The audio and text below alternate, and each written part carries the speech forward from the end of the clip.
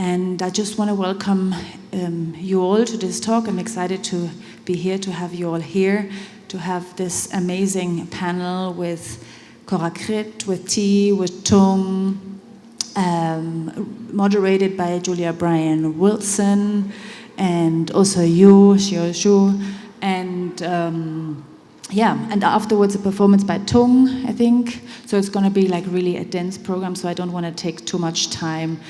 Just want to wish you all the best. Enjoy, and thank you again.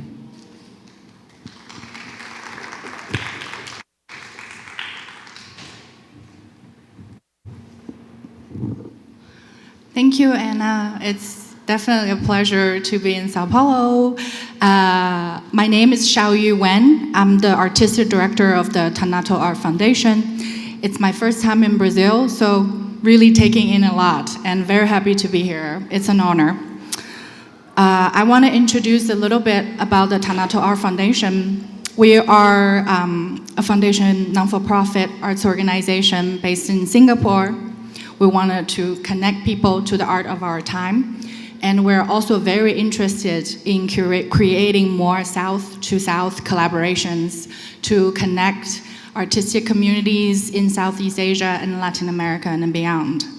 We have programs, but also we have grants to support artists' presentation in large-scale international exhibitions, such as the São Paulo Bienal. We also do workshops with young curators, and we have programs throughout the year often and happen in different parts of the world. So if you ever find yourself in Singapore, Southeast Asia, feel free to reach out. We'll be happy to connect with you. In today's program, we bring together 5 artists from Southeast Asia: Korakrit Arunanondchai, Murni, Trinh Thi Nguyễn, Tuan Andrew Nguyễn, and Trương Công Tùng, whose works are all featured in this biennial, alongside their collaborators, who will be moderating the panel, Julia Bryan-Wilson, who would also speak a few words to frame today's program, and also Putu Sridiniari, who joins us from Bali, Indonesia, who will be talking about Murni's work. And I want to say, just give you a little bit idea of how the next 2 hours is going to unfold. So after my introduction, Julia is going to come and say a few words. And then we will start with a screening by Andrew. And the title, it's an excerpt, and the film is called, we actually started the screening by Trinh Thi. And the title of the film is called How to Improve the World. And then it will be followed by Putu's presentation on the work of Murni. After that, it will be Andrew's screening called The Specter of Ancestors Becoming. And then followed by Krit's screening called In Collaboration. Also I want to mention the work is a collaboration between Alex Georgek, and the title for the work is Songs for Living. Then it will be a panel discussion with the artists joining us on the stage. Julia will moderate that. And the last will be Tun's performance that will wrap up the rest of the program. And some of you might have picked up the little flute on your way in. So we would love to have you join the artist's performance if you stay to the end and trying to figure out how to play the flute. And also because all the artists we're gathering here today are in the biennial, so I hope that the screening and the conversation will provide a richer context for you to know their work, their practice, in addition to what you're seeing here. So without further ado, I will pass it to Julia. Thanks. You have yours. I think they're...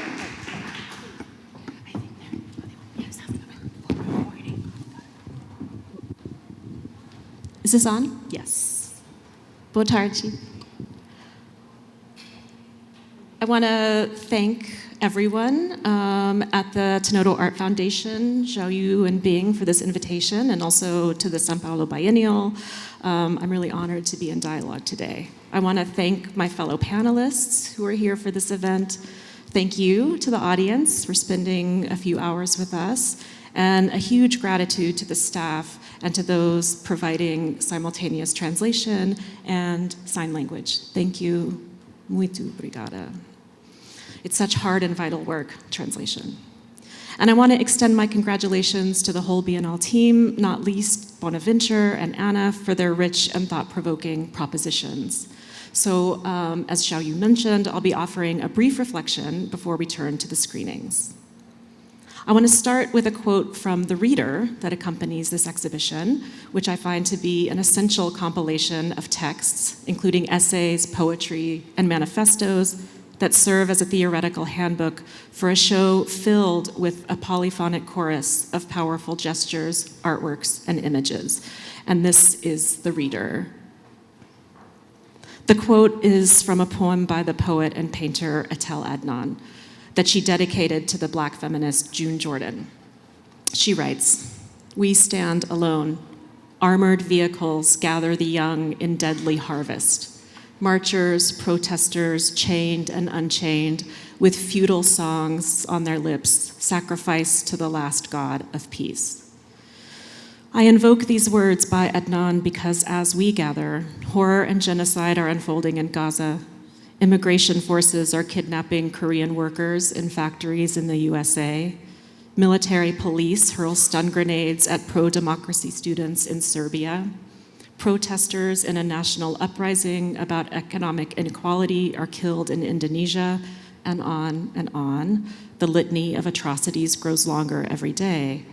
Just yesterday, Dr. Omar Harb, a Palestinian academic, died of starvation in Gaza due to the deliberate withholding of food by Israeli blockages. And yet, Etel Adnan does not conclude there, but reminds us that, quote, "We are all part and agent of a continuous creation. In the darkest prison cells, there is always a light which illuminates the world." And so we continue to convene in spaces like this, searching for some glimmers of that light. And the artists gathered here today pursue those glimmers, and they do so, I think, relentlessly and courageously. For instance, in the flicker of flames as a piano burns in the video of Tuan Andrew, in the camera obscura that casts its ever-changing upside-down impressions in Trinh Thi's installation, in the water and mirrors and devices that catch the sun and emit sounds, in Dong's animated landscape, in the erotic creatures of Murni's paintings that frolic and twist on her bright canvases. To be clear, these glimmers are far from naive or simplistic. Rather, they also glint from within the productive black wells of strangeness and desperation, as in Krit's haunting phantoms that glow from within, in order to illuminate other aspects of shared existence, an existence that is as disturbing and grasping and painful as it is joyful. Sometimes the light that illuminates is the searing heat of a world on fire. In the extraordinary poem that gives this Bienal its name, Conceição Evaristo writes, "When my gaze gets lost to nothingness, please don't wake me. I want to retain within the depths of my iris the faintest shadow of the slightest movement." Yes, as Etel Adnan notes, we stand alone, but also we stand together, eager to receive the faintest shadow of the slightest movement, because those movements do move us. They move us to meditate and to act. They move us to seek out the sounds that are coming from plants. Did you know that plants click when they're in distress? The artists on this panel create interventions that transgress the boundaries of screen technologies by choreographing environments in which the senses are engaged, from smells to rhythms you can feel in your bones. In an effort to move beyond the often limiting category of the human, artists across the Bienal take seriously the life of the so-called object, how nature and materials themselves have agency and carry many narratives and many histories within them. In that, they resonate with some of the larger themes across this exhibition, in that they propose that a bead is an archive, soil is an archive, a gourd is an archive, a stitch on a textile is an archive, a poem is an archive, a piece of wood is an archive. That's probably the most literal archive, the piece of wood with its striations. A knot in a rope is an archive. A note from a musical instrument is an archive. A sequin is an archive. A fragment of pottery is an archive. A fragrance is an archive. Let's keep assembling archives to decode their urgent stories, and let us keep assembling our bodies together to hear from each other, even as the world burns. We must. We need all the strategies of survival, resistance, love, and anger. In Krit's video that I encourage you to watch, that's installed here, an abandoned movie theater has been overrun by monkeys. And they have filmed them scrambling to handle plastic toys that are illuminated from within. It's a great scene. And it speaks volumes. These desirous and curious animals are also us, grabbing at lit up orbs as we stumble our way in the terrifying and beautiful darkness. So to be continued, we'll turn now to the screenings and the presentation, and then we'll return to some of these issues in our roundtable. Thank you.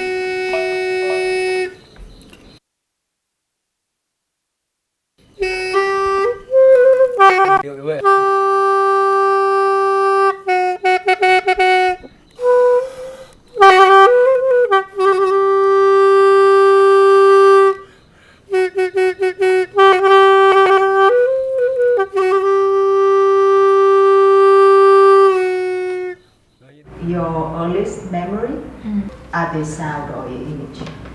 Image.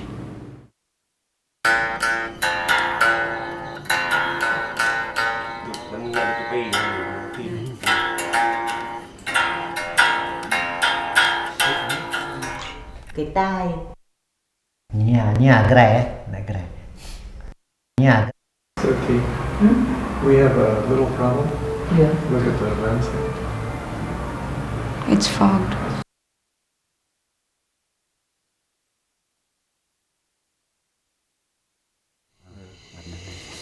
Ghẻ mà nêm mà tụi năn nại mình kết mỏ ghẻ mình bay hay chiếu nụ gửi lúc nhà chắc là gửi cả dạ đòn chẳng chỉ qua một trai trong toài một mục cái chỉ có một là trai chẳng chỉ một rong này chẳng là rip ghẻ về mình lúc rồi nhà này mà ta rồi tôi không ta lúc rồi yêu mặc yêu pa năn mình mà rồi ta lúc nhà này đây lúc pa năn mà ta cắt gì là cắt năn này ta phun hay chiều bay hay cái nụ chung tập lúc nhà này là rùm bơi.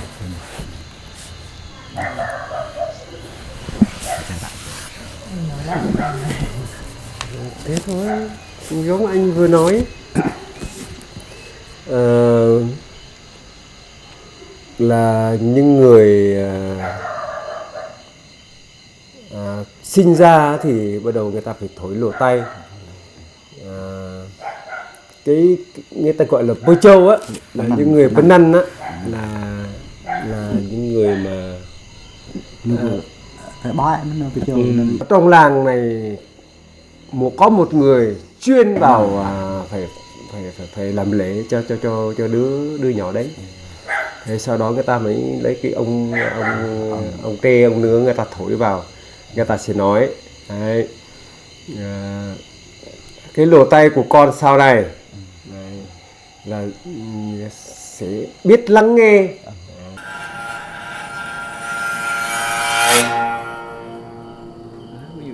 Đang hát bắt đầu là đất cái thế.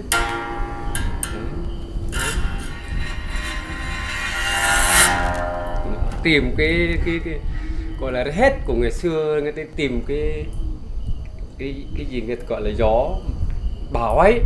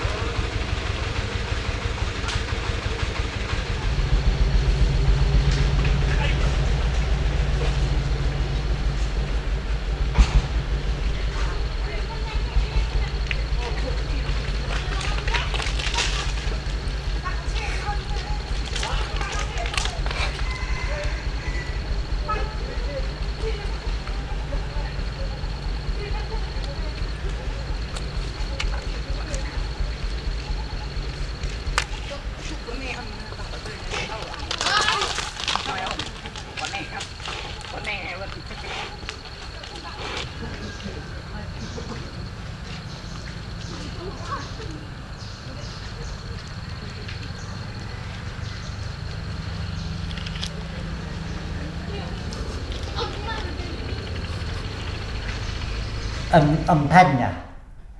Âm thanh ta hẹp nhà ta tách miệng nó đầy âm thanh.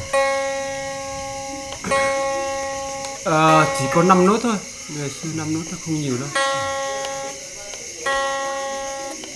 Bắt đầu là bập tê rê non đốt loa thế thôi. Bập tê rê đốt non loa. Bập bập bập tê rê đốt bập bập bập tê rê non đốt loa đấy đi da da da da da thế thôi.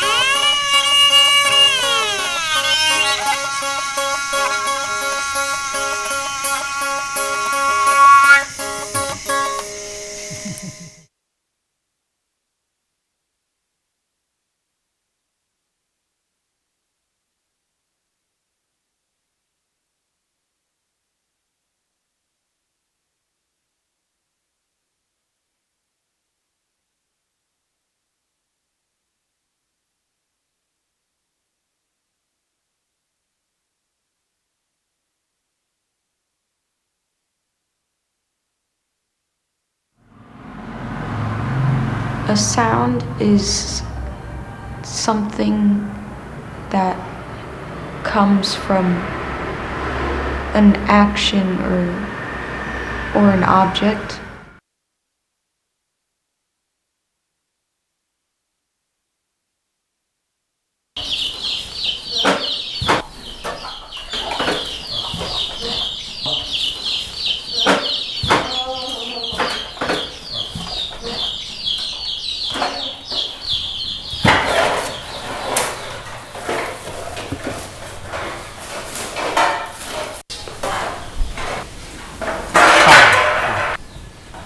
ta chỉnh cái ta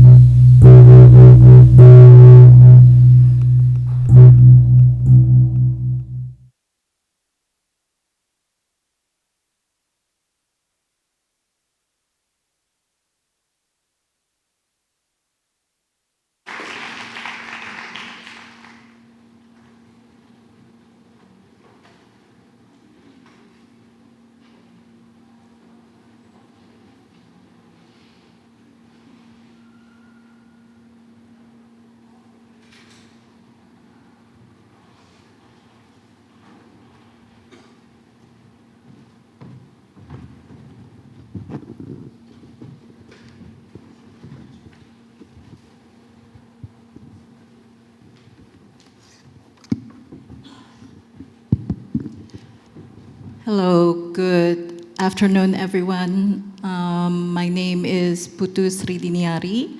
I'm based in Ubud, Bali, and Yogyakarta. I'm a researcher and curator. And today I'm really grateful to be here. I extend my gratitude to the Bienal Foundation and also to Tanoto team, Tanoto Foundation team, and all the panelists, and Julia, thank you so much for the warm welcome. So actually today is a very special Saturday in Bali because it's an auspicious day. It's the day of Saraswati, and it's the Goddess Day of Knowledge. And with that spirit, I wanted to welcome Murni in the air with us today in this space and time. So the title is based on one of Murni's artwork, My Flowers Are Growing Well. Next.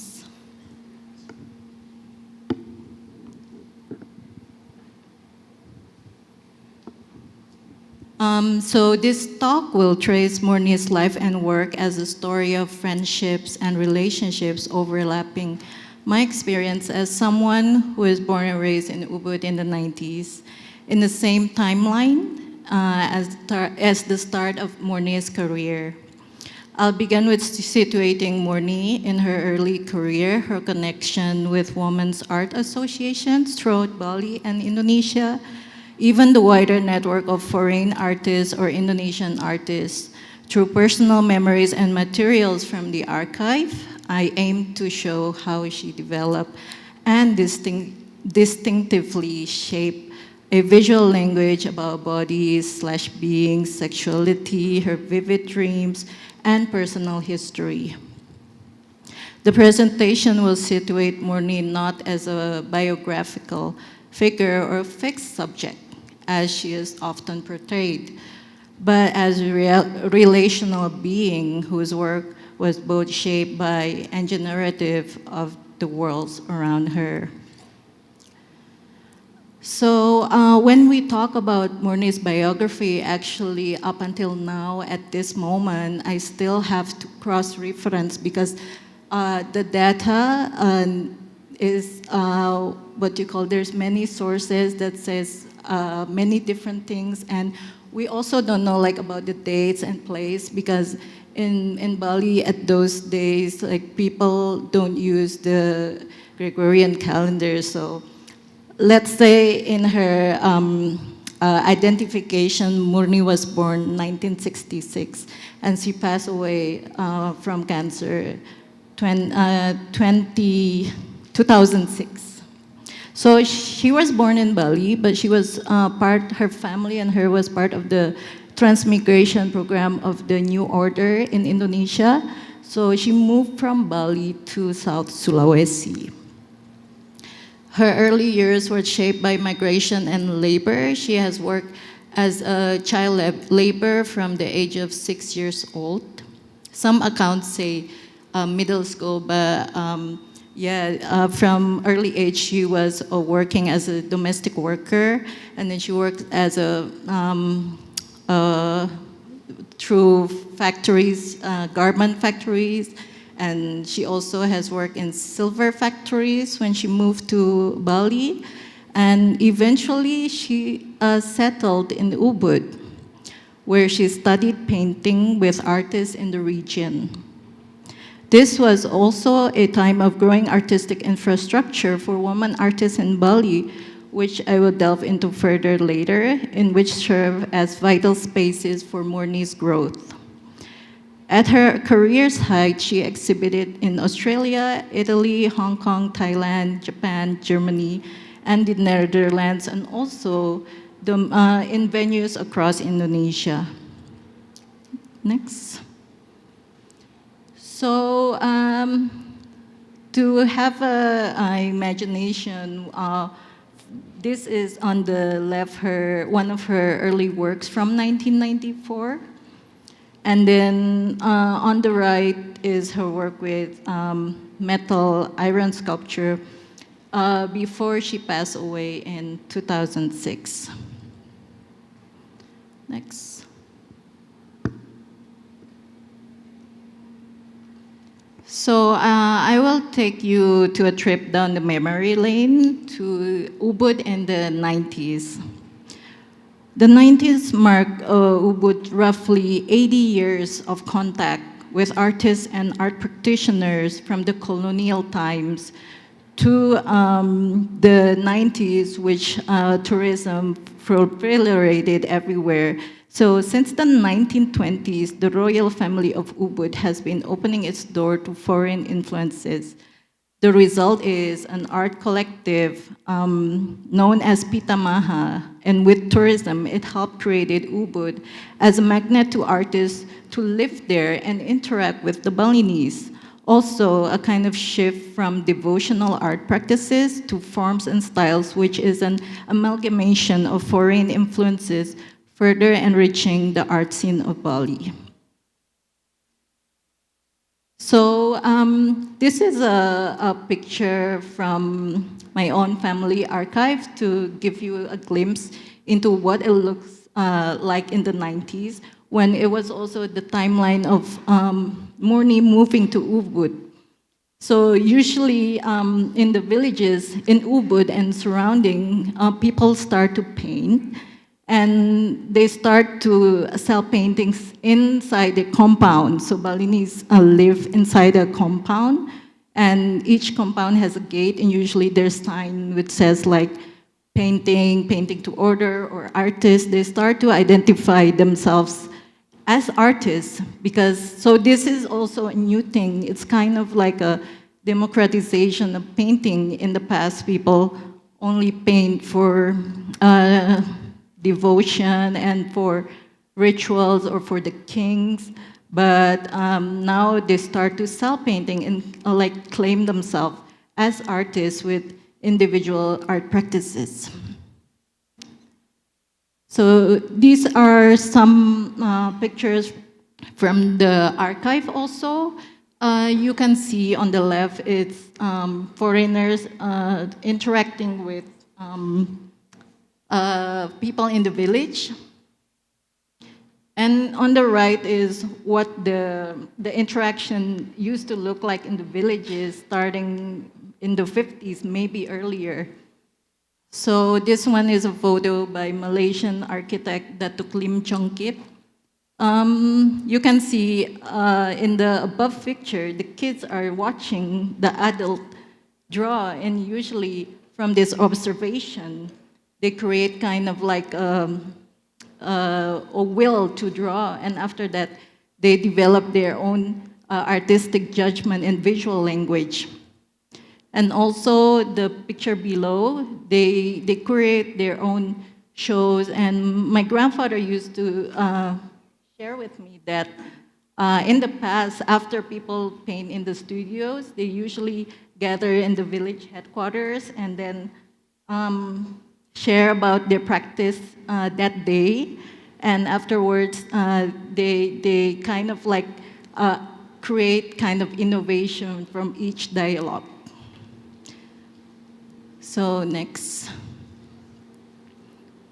So the interesting thing is Murni herself didn't experience the communal way of living because she grew up in a transmigration community in Sulawesi, and then she moved to several places in Jakarta and also in Ubud. But when she was back in Bali, she was not a part of the traditional Balinese community. So in the 90s, we can see there has been a rising presence of international and Indonesian artists, especially women that has moved to Bali and find Ubud as a safe space to create and interact with. And there's also parallel domains of production and support where women artists in Bali engage in creative practice, like Ikatan Seniwati di Bali, Association of Women Artists. And then you have the Seniwati Gallery, which was founded afterwards by Mary Northmore, British Indonesian. Yeah, this is the situation of the 90s in Ubud. And in 1995, actually, Murni had her own solo show there called One Woman Show. And the reception was like full of sensation and shock because people were not used to see that kind of painting painted by a woman artist. Next. So this is Murni waving to you. She is in her community here with Seniwati. Next.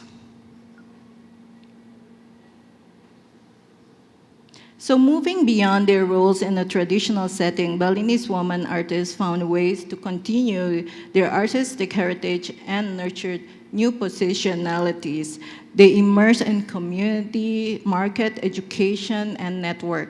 In this context, care is not a transactional or isolated exchange between individuals, but a deeply relational process that involves the self, communities, ecosystems, and the material world. Rachel Ferney in Asia Art News, this is a time when Murni already started to have fame, and also Seniwati too, wrote that never before seen as the majority of the women push for beyond the boundaries of their Balinese artistic heritage to develop new areas. Next. So these are some photos of the artists that I met in Seniwati Gallery, and they are still painting until today. This is Chomas Astiti. She's a professor in the Balinese Art Institute, and she's one of Murni's mentor also in Seniwati. Next. This is also colleagues of Murni. Next. So I find this archive particularly interesting because when you look at it, you can see Murni's work and Murni herself in juxtaposition with other paintings by artists in Seniwati. On the left, above, you can see a very traditional painting from Kamasan. It's called Kamasan style. And below, the landscape is a painting that's derived from the Walter Space painting style in the 1920s. And then on the right, you have Murni's painting. Next. So let us visit Murni in Pongosekan. Pongosekan is the name of a village on the outskirts of Ubud. She lived here with her Italian partner, Mondo. So here, you can see on the left is one of the maestro from Pangosekan village. His name is Igusti Ketut Kobot. And a lot of people in Pangosekan are inspired by him. In the 1970s, there's community of Pangosekan artists, and one of the artists is Ide Wonyoman Batuan. And in a short while, we will meet Ide Wonyoman Batuan's brother, Idewa Putu Moko, which will be an important figure in Murni's life. Next. So to give you a glimpse of what was the style of Pangosekan artists in the 90s, this is how it looked like. So there's kind of change and artistic innovation happening during that time. And I think it was partly because of the tourism and how they finally made paintings to order for the tourists. So it's more flora and fauna. So these are some of the visuals that Murni probably looked at when she walked in the village. Next. So this is Murni's teacher, Idewa Putumoko. This is 2 collections from the Fukuoka Art Museum because he had a solo show there in '95. Moko actually worked a lot with Mondo, Murni's partner, and they were both working together in Murni's house, which is also Mondo's studio during that time.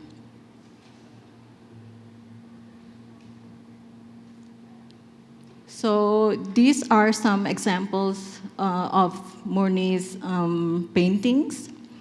And I'm inspired by a researcher called Hardiman because he had researched on Murni's style and how it is derivative from the Balinese traditional paintings. Because if you follow how Balinese traditional painting is, style-wise, it's very much also what Murni kind of adapted into her work, like the lines and the shading and the colors. But Murni somehow finds her way into making it artistically very unique to her work. Next. Ototo or Dewa Raram is also someone who's from Pangosekan that Murni worked together a lot in her studio in Pangosekan. Next. And this is the work of Mondo. And I just want to mention here that it's interesting during that time, Murni was a part of a bigger kind of like Ubud's cosmopolitan art scene at that time because it's already a lot of artists coming to Ubud to work there. And Mondo was friends, of course, with other Italian artists. And here, Amir Siddhartha said that like Edmondo, Filippo Sciaschia, and Luigi Ontani are some of the artists that are close to Murni and part of the what he called the third wave of Italian artists coming to Bali. Next. So this is Ontani's work. So Ontani, every time he come to Ubud, Mondo and Murni always have a place for Ontani to work. And I just find it interesting how there's similarities in how Murni writes and the lines of Ontani. And I find that if the artists work in the same space, of course, there can anything be happen. Inspiration are very porous. Next. So this is Murni's involvement in theater. It's something very foreign to her, but she said to Chot Sawitri, is a poet and also active in theater, that she wants to be in her play, and she also created a poster for this. And there on the left, Murni created a book cover. I think she created a couple of book covers, but this is one of them. And on the back, it's called in Indonesian, Mother's Tongue. And there's a phenomena in the 70s through the 90s where they put like eggshells on the mother's tongue. And this is a story I got from my friend Ruth Onduko via Chot Savitri, because Chot Savitri passed away last year. And they were saying that when Chot Savitri visited Murni's studio, she would always refer to the mother's tongue and think of it as an inspiration for like the sexual imaginations in her paintings. So I find that very interesting also. Next. And Murni's work moved beyond her biographical connections. Her work are on the left is exhibited after she passed away in Parasite, Hong Kong.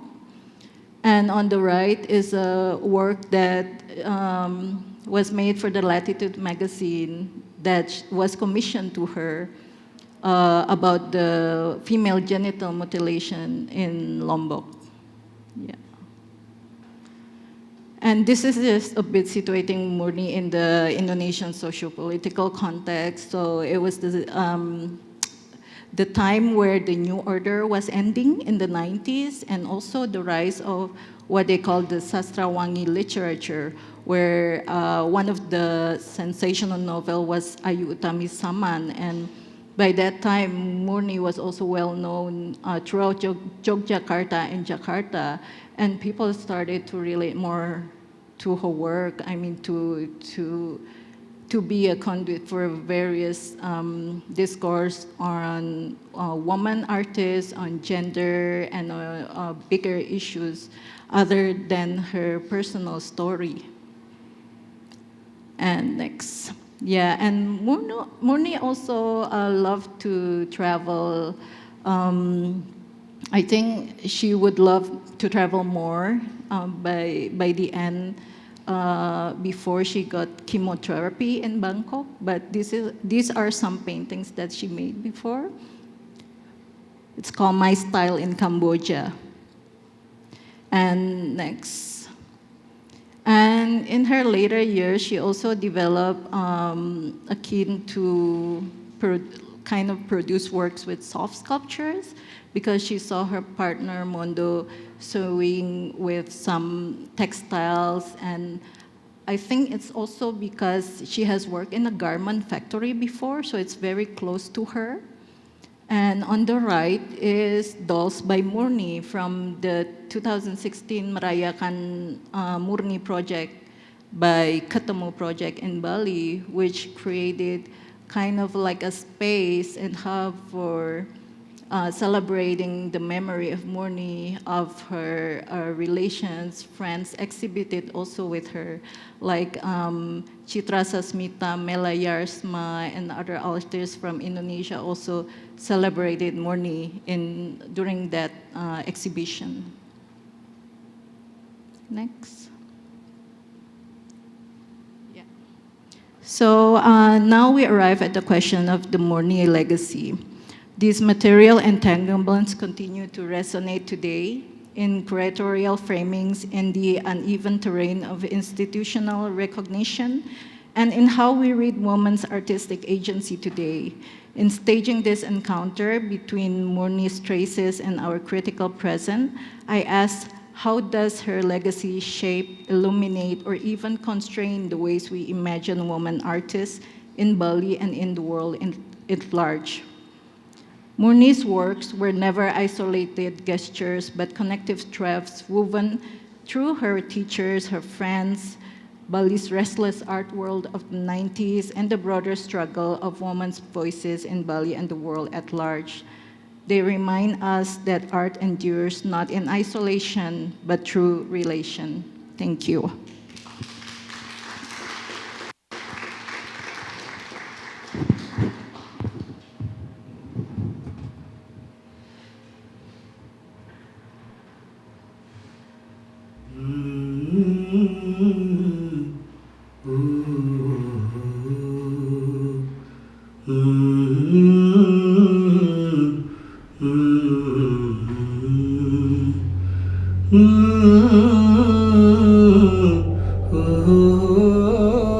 Extérieur terrasse, Dakar jour.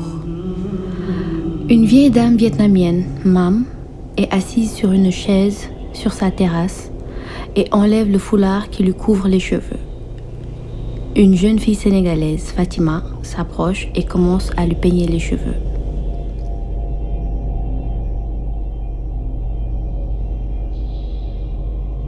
Tu te souviens? Je me souviens. De quoi te souviens-tu? Je me souviens que tu viens d'un endroit qui s'appelle l'Indochine. Qu'est-ce que tu te rappelles de l'Indochine? Je me rappelle de tout en Indochine. Tu ne te rappelles de rien en Indochine. Tu n'as rien vu en Indochine. Je me souviens que tu te donnais devant un fusil en Indochine pour sauver un homme noir. Tu te souviens de l'homme noir?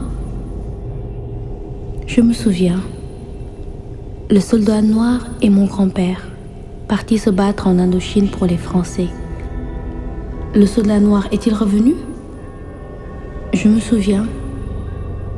Je suis revenue au Sénégal avec ma femme et mes 3 enfants. Tu te souviens de la femme? L'amour de ma vie, celle qui m'a sauvée. Je me souviens de l'histoire. Je suis devenue grand-mère. De quoi te souviens-tu de ta grand-mère? Je me rappelle ton foulard et le peigne dans tes longs cheveux noirs. Je me rappelle qu'on peignait tes cheveux après le déjeuner.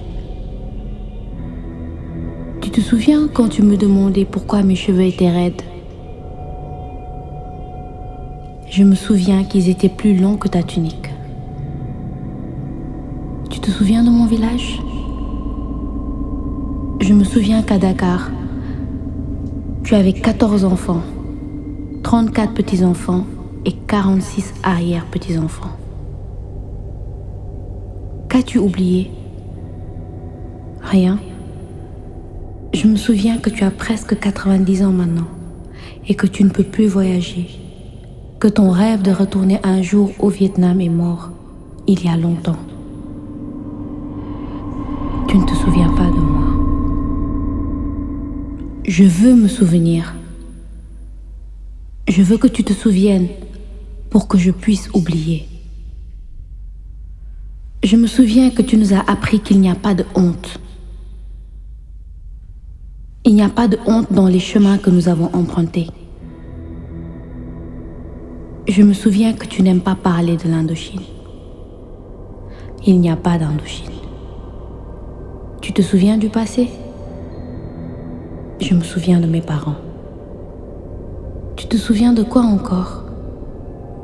Je me souviens de la Grande Guerre. Tu te souviens de la mort? Je me souviens que j'étais un soldat noir pour l'armée française. Tu te rappelles d'être tué? Je me souviens que j'étais remplaçable. Je me souviens avoir été sauvée de la mort par un tirailleur indo-chinois qui était aussi remplaçable. Tu te souviens comment je t'ai sauvé la vie? Je me souviens de ma petite fille. Et tu te souviens du futur? Je me souviens qu'il y a une tribu invisible. Tu te souviens de ce que tu as fait? Le Sénégal, rempli de mon sang, tu ne seras plus jamais pareil. Comment te souviens-tu? Je me souviens.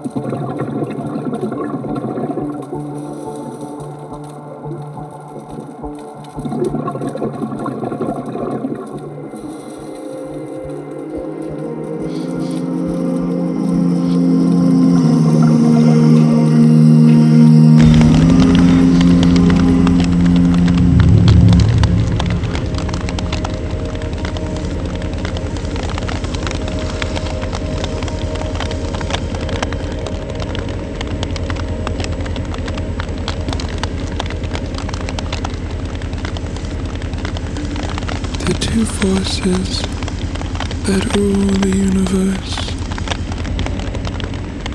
are gravity and light. Gravity makes things come down. Winds make them rise. Creation happens when you are in between the descending motion of gravity, the ascending pull of grace.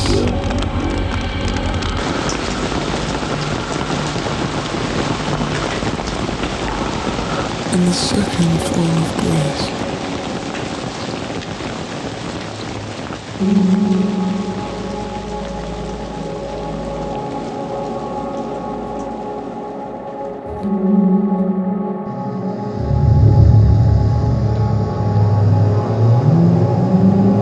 I will watch their wings turn into ember as they fall towards the heights.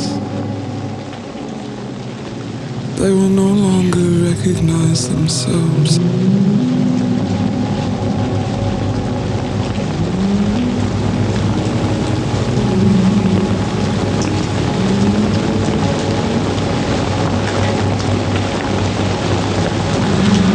Every new freedom starts with a sacrifice.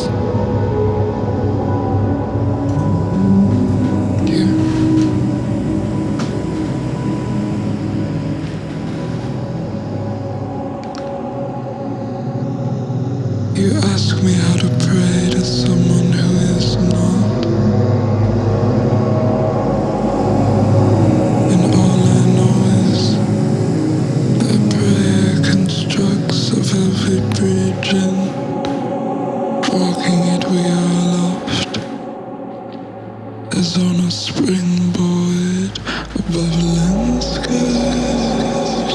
the color of red gold. Transformed by a magic stopping of the sun. That bridge leads to the shore of a vessel where everything is just the opposite and the word is unveils a meaning we hardly envisioned. And notice I say we there. Everyone separately feels compassion for the others entangled in the path, and knows that if there is no other shore, we will walk that area bridge all the same.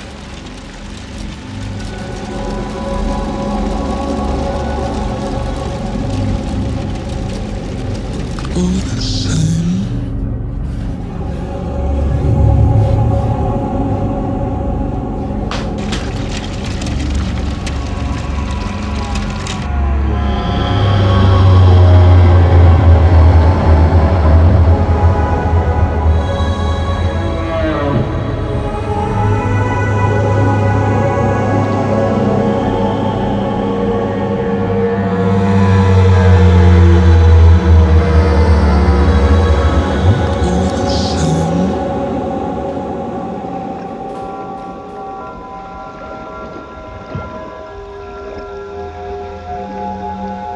They will gather on a single shore,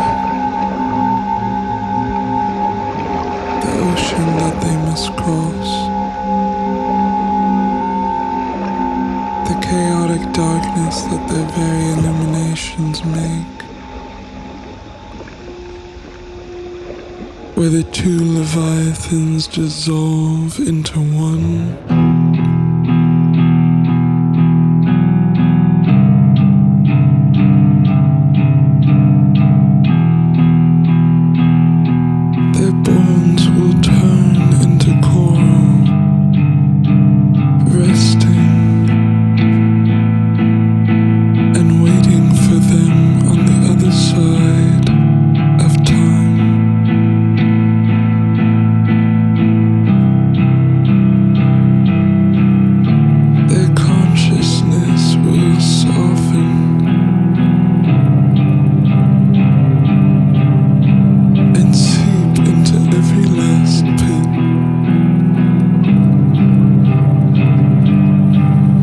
It returns to them in every fleeting form.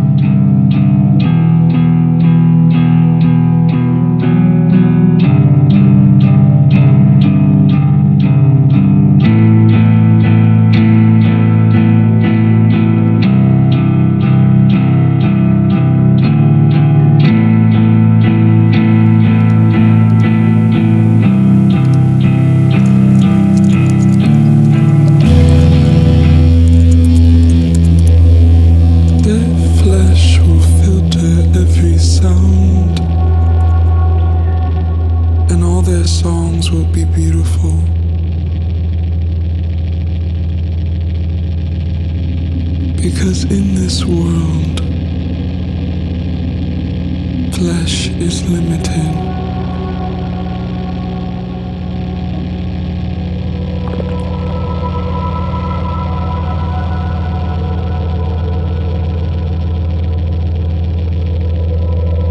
A promise was made that in this world apart, the world where roses bloom,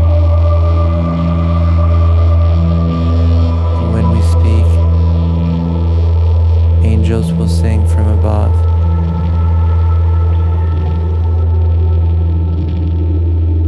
Everyday words will turn into love songs.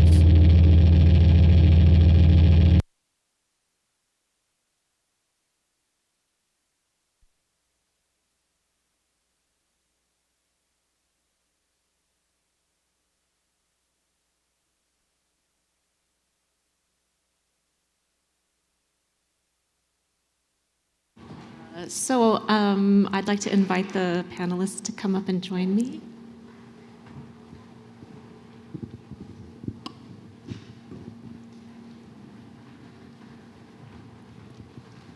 Great.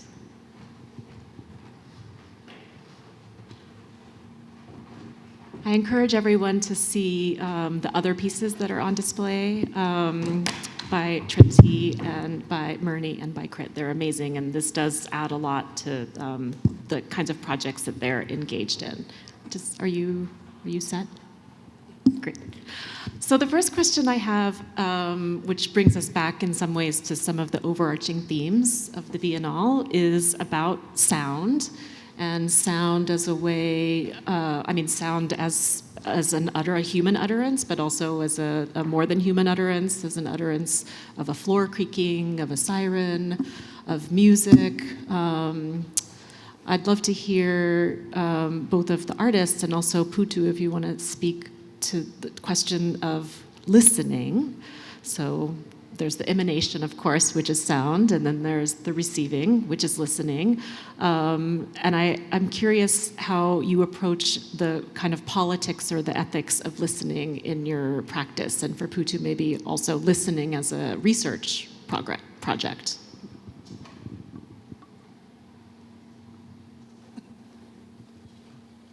Well, I guess, yeah, the idea of sound, the excerpt from the video that was just shown is actually, it's called Songs for Living, and I think a lot about the idea of sort of the interchangeability between, let's say, how we use medium specificity in, let's say, art and like spirit mediums, you know. And I think if you think about like, yeah, and sort of maybe the idea of like organic living bodies, such as like human beings, animals, plants, being what kind of holds time, and sort of these other perhaps like non-living things, like a video, I don't know, the table, experiencing time then through our body and the ways in which these, I say like, and of course, to go back to there, let's say to think about like, let's say a more classical notion of a spirit medium, how, you know, like time is generated perhaps through like let's say performances, through voice, through movement, and through like sound, specifically talking, singing.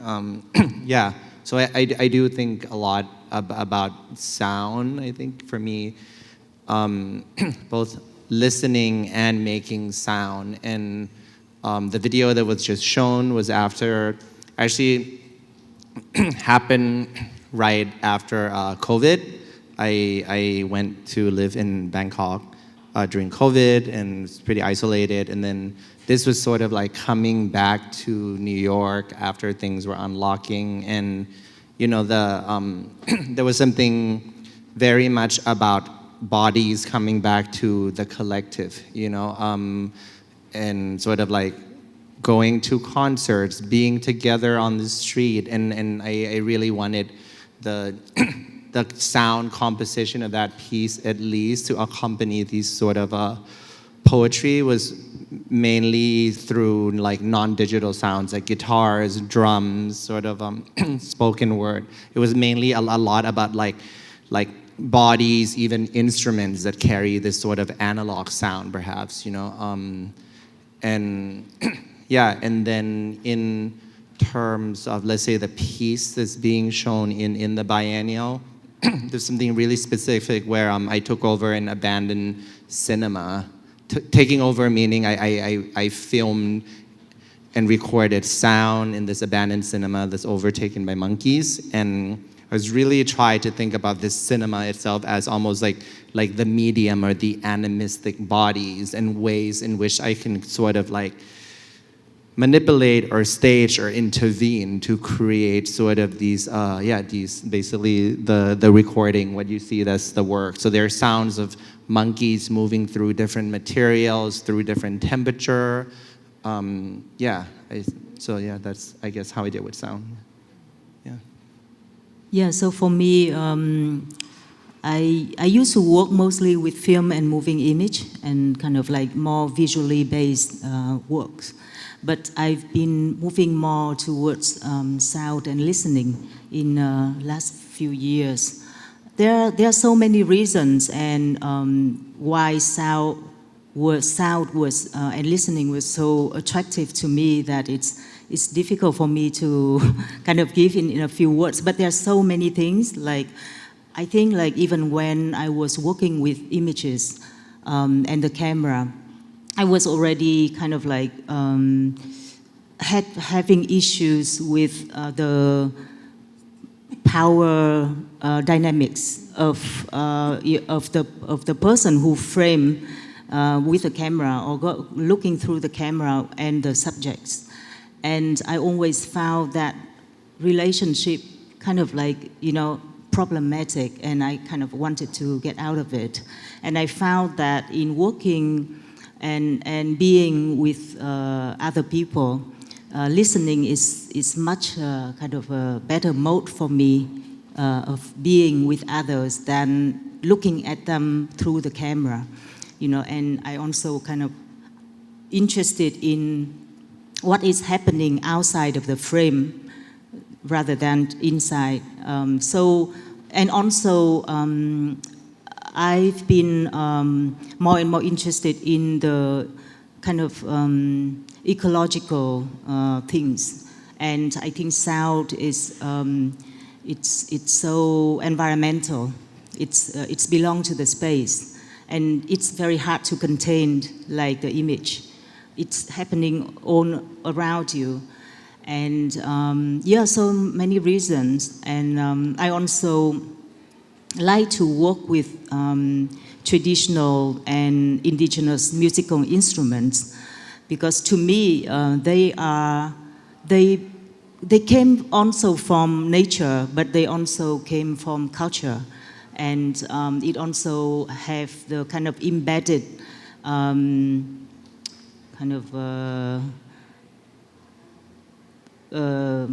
ancient technology, to be able to create instruments. It has the like thousands of years of knowledge and indigenous knowledge and technology. So there are so many reasons why I kind of like wanted to move more towards this, and also, listening is the key.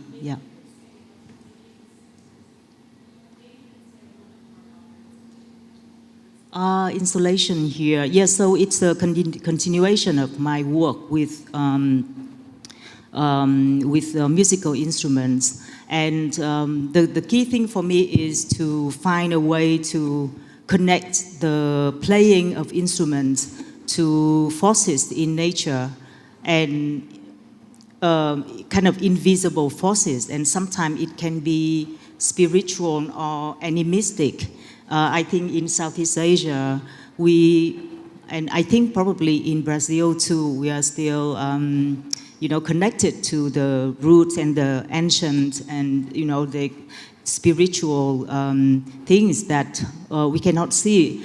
But I think through sound and through the playing of the instruments, I feel like I wanted to open it up and kind of give the possibilities for other beings around us to enter. So being contained in kind of a white box in the Bienal, I kind of wanted to find a way to be connected to the outside and acknowledging things that is happening or the environment outside.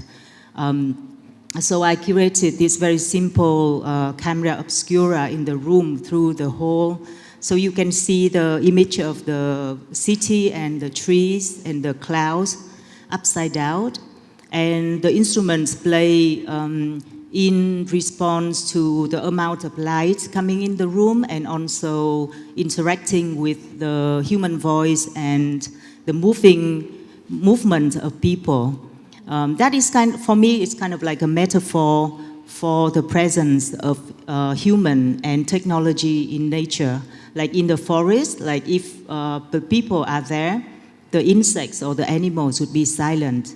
So if you talk in the room loudly or if you move around a lot, then the instrument would be very quiet. So Putu, to extend the question to you and your work, I feel like the research of art history and of curation is often assumed to be primarily ocular, we go, we look, we see, we gather information through our eyes, but it can also be about listening. It can be about moving away from the object to the network, as you talked about it, to relationships. So I'm just curious if you, I mean, and for me, for my own art historical practice, I'm very interested in touch. You know, how do things feel? How do they smell? I sometimes like smell a sculpture, or how do they feel? So I'm just curious if you could talk about listening in your own work. That's a great question, because I was thinking a lot about the listening part and the sound part, and how we reproduce like sounds from research, and how do we navigate around the content. And from an art historical perspective, like most of the things we reproduce from our artists, especially like Murni, the ones who pass away are usually like very, in the academic setting, you read about her, you read a lot, and what's produced is in text, and who's writing about it, what is in the writing, and I feel that's very filtered in the sense. And when I visited these friends of Murni and these artists, sometimes it takes me like days, even months, to just kind of like, what's the encrypted? Like decode. Yeah, decode what are they saying, what are the correlations to other artists, to Murni's work. And these are like fragments of memories that are scattered everywhere. And she has passed away almost 20 years ago now. So it's like we're trying to create a hologram of Murni, but it's not yet complete. And I think one of the role of sound, the listening part, is just a beginning of a new dimension of this hologram. And it's also something that requires patience, and also understanding of the language that they speak. Most of them, I mean, I speak Balinese with them, not Indonesian, so I think it helps for them to articulate their stories about Murni better. Yeah. Well, thank you all. A follow-up question has to do with, I guess, our bodies as resonant vessels, and how our bodies often take in sound as cavities, and you can sometimes really like the embodied feeling that sound can generate. And also, you know, as bodies, we exist in space. And so my next question that I'd be curious to hear about has to do with the spatial dimension of what you do, and how you both kind of create spaces, either through film and video, or you create environments, or how you're navigating the spatial dimension of your work.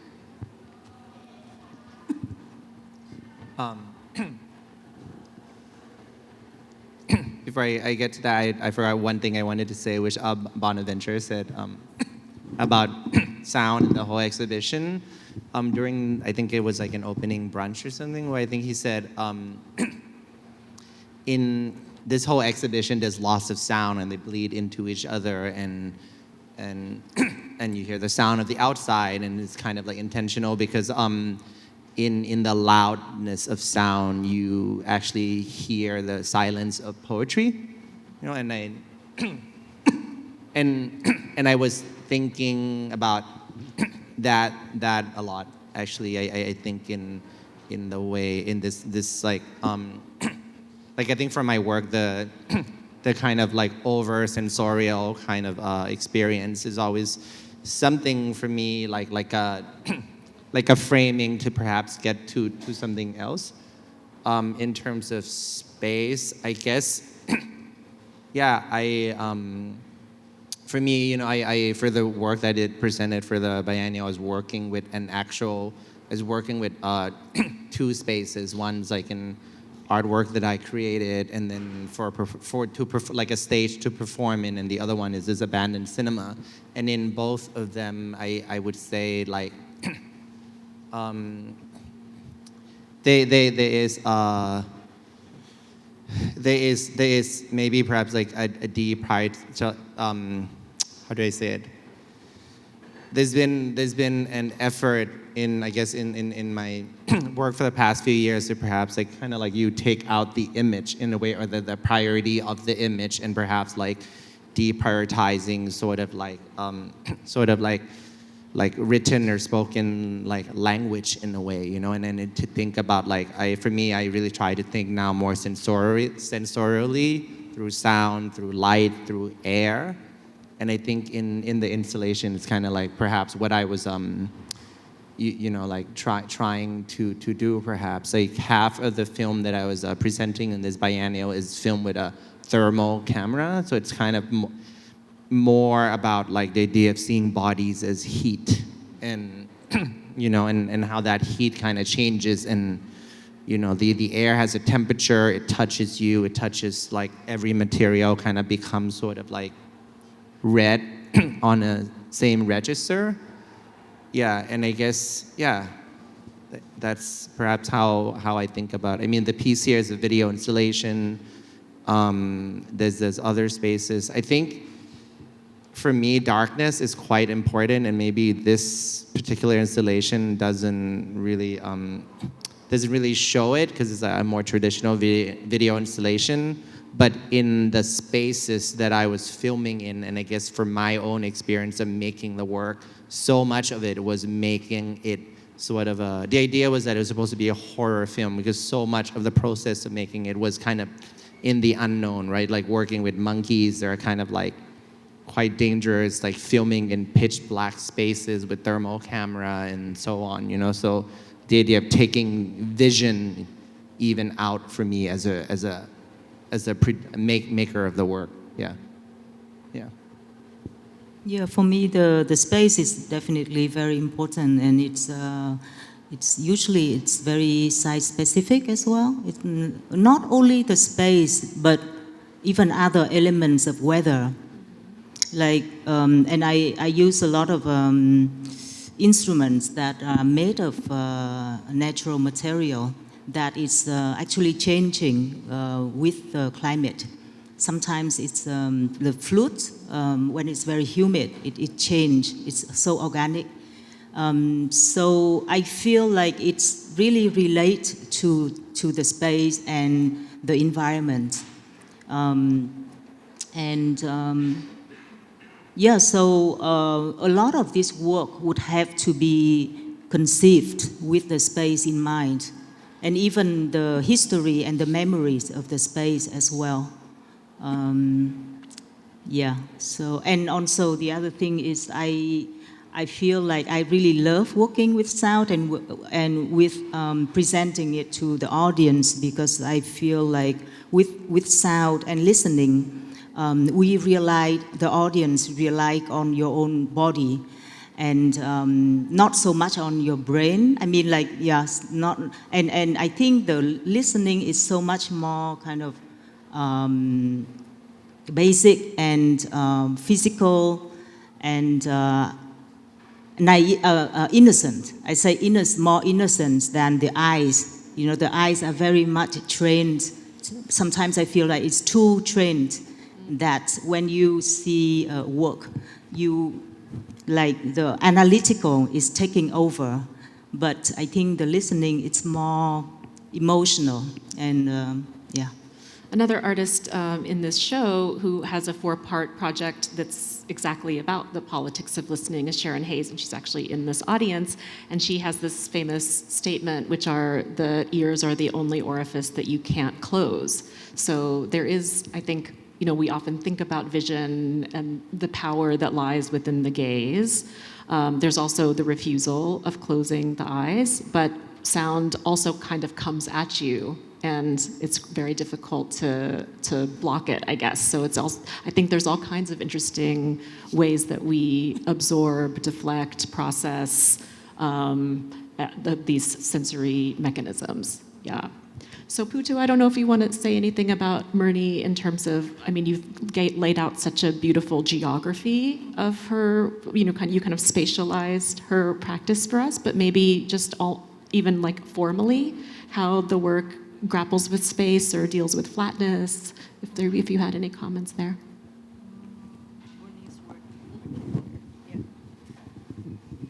I think with Murni's work, like during her lifetime, she made thousands of paintings, and there are more to uncover from the archives. And I think there still has to need more work for that. But I think Murni herself realized that her expression can go beyond two-dimensional, because she started with the tradition of pengosekan painting, which is very much like a Balinese traditional painting style. And then we can see during her later years in 2006, she already started to imagine like visual spaces in a three-dimensional setting. So I think that's something very new and generative of her practice. Yeah, yeah. How are we on time? Maybe Bing wants to, maybe one more question? Okay, great. It's a big question. I mean, these have all been big questions, I guess. But one very overused word, I guess, in sort of art world jargon, but that kept coming up to me or kept recurring in my mind as I was walking through the show, is the uncanny. And the uncanny in kind of a traditionally Germanic tradition, as defined by Sigmund Freud. The unheimlich is like that which should feel familiar but feels very unfamiliar, and hence becomes eerie. You know, it's the unhomey. But I was thinking about how the uncanny is such a flimsy rubric when you think about more animistic traditions, when you're dealing with traditions in which the line between the living and the, you know, allegedly not living is far more porous, you know, or when like, so I'm just sort of curious, because Trinh Thi, you know, there's a way in which instruments playing themselves, that's like almost a classic, you know, one of Freud's classic examples is like an automaton that moves of its own volition, you know, and so that is actually happening in your installation. And of course, Krit, you're diving so deep into kind of traditions of horror and like the abject and a lot of the eeriness that one could call uncanny, but I just don't think it kind of, it's there, and it also doesn't fit at all, the idea of the uncanny. And I was just curious if that's a word that you have any relationship to, if you reject, if you know, I'm just, interested to hear more about how in all of the work of the panelists today, and also in Murni, there's so much life is, so much agency is granted to animals, objects, vibrations, etc., and how that traditionally could be understood as unsettling, but or not, or that could be understood as that's just traditional knowledge that we have that many cultures have strayed from. So the question is about that porousness between the animate and the inanimate, and how you confront it, problematize it, embrace it, etc. The animal and the inanimate. Or, I mean, monkeys acting like humans is another example of the uncanny in Freud. So, because they're so similar and yet they're so different, you know? So it's really just about that. Yeah, I mean, is the uncanny, Krit, for you, is that a word that you like have in your kind of arsenal to think about your own work, or not at all? Yeah, I think that word is used a lot now because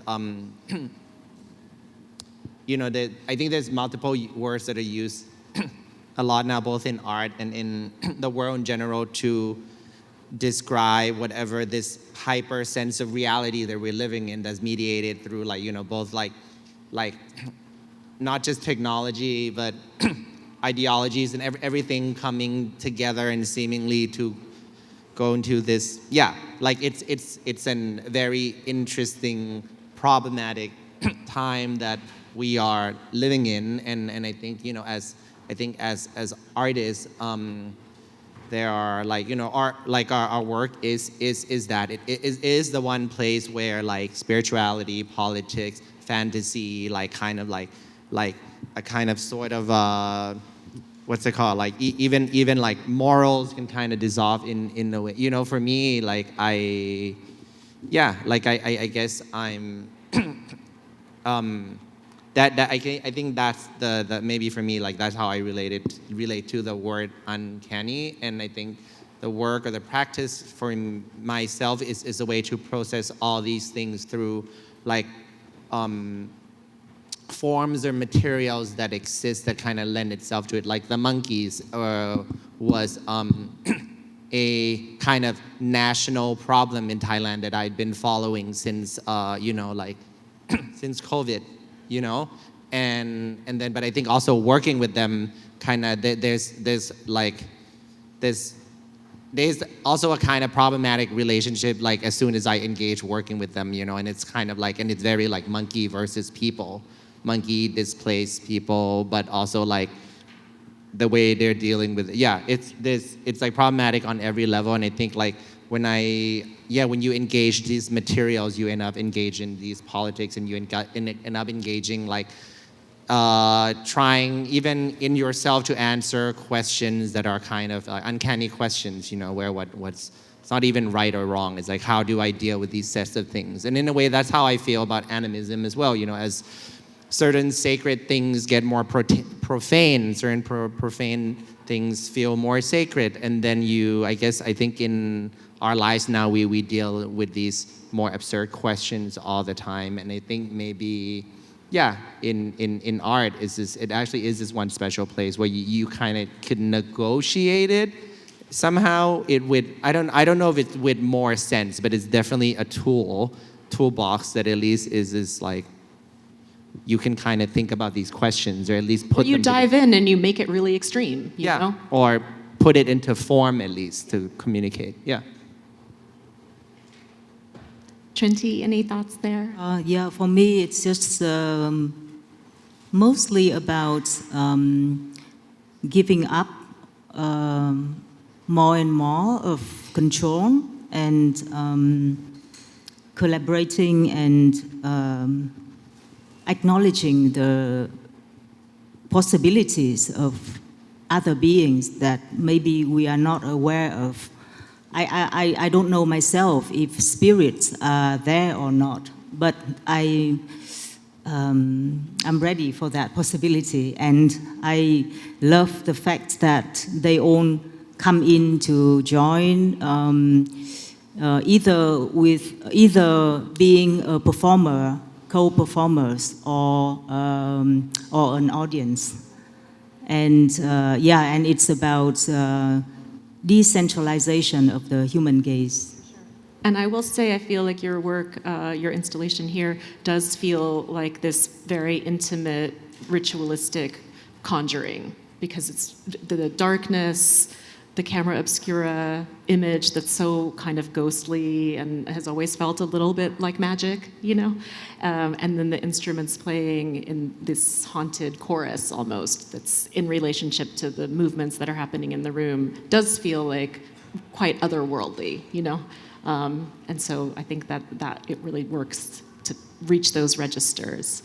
I don't know, Putu, if you want to say anything about the uncanny or animism. About the uncanny, Murni's work in her early days were considered very strange, overtly sexual like that. But researching and writing about Murni made me think about how the formal education system has shaped the way Balinese think about what is sexuality and what is too much, what is considered something that is okay for the public to consume. Because in the traditional setting, in Balinese temples, we have the symbols of linga yoni, about the male, the female sexuality and the symbolism it uses. And also here I would like to also kind of like use Murni, form a dialogue with Murni through her works, like how can she create kind of like a portal for us to learn and unlearn what has shaped our thinking about what is too much, what is what is the uncanny, what is strange like that, because what she is drawing is very much, what she is drawing or painting is very much honest to herself, I think, yeah. Great. Well, thank you all so much for this conversation. We're having a performance now, and I've realized I don't know if we're supposed to stay here for that. We can come down. Okay, well, thank you all. Thank you all so much for your thoughtful answers. I would also like to thank you again. And I would also like to give a recommendation also to all of you. If you're particularly interested in these subjects about sound, and we have in the reader, we have a very amazing essay by Linh Na, like a Vietnamese anthropologist who speaks or who writes about the importance of sound and musicality in traditional Vietnamese society or communities or life. And so I would like really to recommend this essay because it gives a very great input into those kind of themes. Thank you very much.